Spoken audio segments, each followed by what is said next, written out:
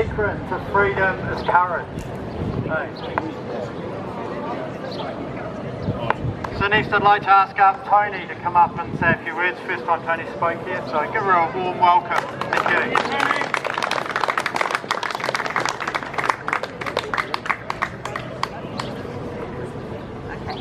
Hi everyone, it's fabulous to see you all here. This is my first time in a situation like this, but it's a time where we all have to do as much as we can to change the plans that our governments have got in store for us. So just a bit about me. I loved what Adam said before about the Romans not putting a mark on their slaves so that they wouldn't know how many slaves there were and how strong they actually were. I really have been impressed since I've been involved in this over the last 4 or 5 months to see how many passionate New Zealanders there are who are not prepared to see the government take our country and put us into a place of lockdown permanently in terms of our human rights and our sovereignty. And it's time we stopped and we're just the people to do it. And I have great hope in New Zealanders. We start small, but I believe that we're going to get stronger and stronger. It's not just about this election, it's about the time after the election. This is just the start. And I know you guys have been going a lot longer than I have. I'm ashamed to say that I only woke up in April during lockdown, and really I've had very little sleep since then. It's been a constant nightmare to see what we're up against, to see what has been done in our nation and what's being done around the world. It's happening globally, as you all know. I'm not even going to start to talk about the different things that are being done, because you will know them much better and in more depth with greater understanding than I do.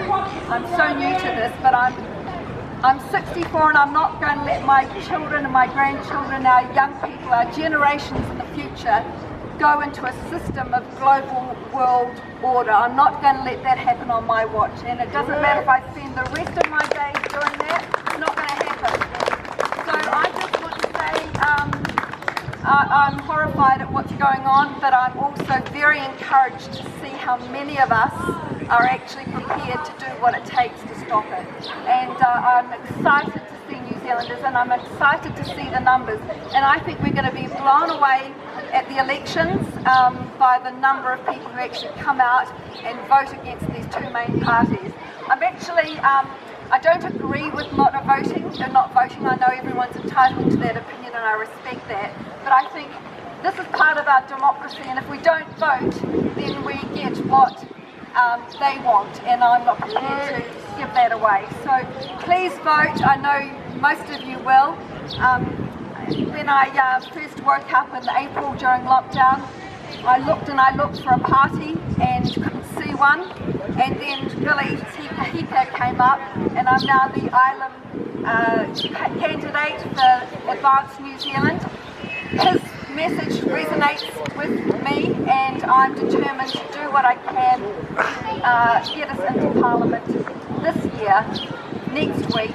So thank you all. I know you've all got different political persuasions. I'm not here to tell you who to vote for, but I'm telling you we need to get this group out, and we need to do it jointly together, because we are really strong and we are a really big group. So thank you, everybody. Yeah, that's right. We are the 99%. So next, old-time campaigner John is going to come up and say a few words. Give him a warm